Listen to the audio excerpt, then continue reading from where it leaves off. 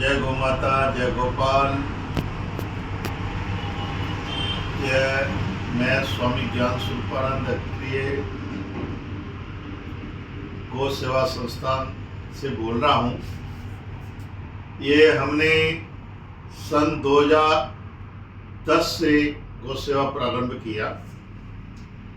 गुरुओं के तालाब, आनंद धाम आश्रम से हमारे वहाँ हमने एक संकल्प लिया था कि गौ रक्षा करनी चाहिए। तो गौ रक्षा के लिए मैंने कई बार आरएसएस, विश्व हिंदू परिषद और अनेक धार्मिक संस्थाएं में काम किया और हमेशा बढ़ चढ़ के हिस्सा लिया करते थे। तो हम अपने आप को गौ सेवक कहते थे, परंतु एक बार हमको मधुसूदन जी भाषा मिले, जो भादरिया गौशाला के अध्यक्ष रहे हैं। उन्होंने कहा, महाराज श्री, ऐसे गौ सेवा नहीं होती है। केवल गौ माता का जय बोलने से, जयकारा लगाने से, हो हल्ला करने से गौ सेवा नहीं होती है। तो हमने कहा, भाषा कैसे होती है गौ सेवा? बोले, जब तक पर्सनल गौ माता को रख कर आप सेवा नहीं करोगे तब तक आपको सेवा का ज्ञान नहीं होगा, और जब तक ज्ञान नहीं होगा तब तक सेवा आपकी कोई मान्य नहीं होगी। तो हमने कहा, क्या करना चाहिए? बोले, ऐसा करिए, पहले आप गाय को लाकर घर में बांधिए। आश्रम में रहते तो आश्रम में बांधिए, घर में रहते तो घर में बांधिए, और उसके चारा, पानी और साफ सफाई जब स्वयं अपने हाथों से करोगे तब आपको अनुभव होगा कि गौ सेवा कैसे होती है और कितनी कठिन होती है। केवल हो हल्ला करने से या जयकारा लगाने से गौ रक्षा नहीं होती है। तो भाषा की बात मुझे एकदम स्पष्ट दिल के अंदर चुभ गई। और उसके साथ में मांगीलाल जी, गांधी जी भी हमारे साथ थे। तो गांधी जी ने कहा, महाराज जी, बिल्कुल बात तो परफेक्ट है, और वास्तविकता में सेवा तो यही है। ये जो कर रहे हैं हम और आप सब, ये कोई सेवा नहीं है। तो हमने गांधी जी से कहा, क्या करना चाहिए? तो गांधी जी ने कहा, आप कहीं से गाय की व्यवस्था करें और गाय लाएं और गाय की सेवा करें। तो मैंने कहा, ठीक है, आप गाय मंगवाइए। तो हमने गाय की सेवा के लिए कुछ संतों से चर्चा किया। हमारे एक संतों की गौशाला है यहाँ नयापुरा में, बख्शी राम जी महाराज की। तो उनसे हमने रिक्वेस्ट किया फोन से।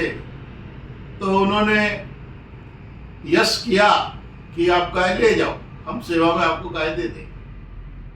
और जब मांगीलाल जी और हम दोनों वहां गाय के लिए गए तो बख्शीराम जी महाराज गाय के लिए मना कर दिया, नट गए। बोले, किसी कारण से वो गाय को हमारे नहीं दे रहे, स्टाफ नहीं दे रहा, बच्चे नहीं दे रहे, वो नहीं दे रहे, ऐसे करके। तो कुल मिला के हमें समझ में आ गया कि ये गाय नहीं देना चाहते बिना पैसे। और हमने भी ये विचार किया था कि पैसों से गाय खरीद के लाकर सेवा नहीं करना है, हमें बिना पैसे वाली गाय की सेवा करनी। तो फिर हमने सुखराम गौशाला है, उस गौशाला के अंदर एक गाय के लिए हमने वहाँ बात किया। तो उन्होंने कहा, ठीक है महाराज जी, गाय ले जाइए। हमने कहा, गाय हमको ऐसी चाहिए, वो बिना दूध देने वाली होगी, चलेगी, और ऐसी हो जो मतलब सुशील हो और मारने वाली ना। तो उन्होंने गाय तो हमको दिया, परंतु वो गाय भी ऐसा निकला कि वह बच्चे को भी दूध नहीं पिला रहा था। फिर हमने दूसरी गाय के लिए भद्रेश्वर महादेव गौशाला सोखा में बात किया। तो उन्होंने कहा, हाँ महाराज श्री, आप गाय जो चाहे वो ले जाए और सुशील गाय देंगे हम। हमने कहा दूध भले ही उसका 100 ग्राम भी हो, बछड़ा पी ले, परंतु हमको गाय ऐसी चाहिए जो किसी को नुकसान नहीं पहुंचे। तो भद्रेश्वर महादेव गौशाला से हम पहली गाय लेके आए और वो गाय लाकर हमने सेवा शुरू किया गुरुओं के तालाब आनंद धाम आश्रम में। और वह सेवा, वो गौमाता बहुत ही सुंदर और सुशील निकली और उसने बढ़िया सेवा दी।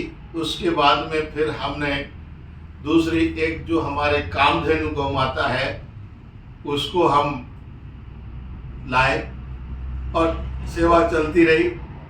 उस बीच में एक बार ऐसा हुआ, मेरे को मलेरिया टाइफाइड हो गया। मलेरिया टाइफाइड होने के बाद हरिद्वार आश्रम में थे, लगभग 10 दिन 15 दिन ऐसा हो गया और न सो सकते, न बैठ सकते, न चल सकते, ऐसी हालत हो गई एकदम। फिर हमने जोधपुर आने का निश्चय किया और हम जोधपुर आए आश्रम में। तो अभी हालत और गंभीर होती गई। उस गंभीर हालत के अंदर एक दिन ऐसा आया कि रात्रि में ऐसा मुझे लग रहा था कि आज शरीर बचेगा नहीं, शरीर शांत हो जाएगा।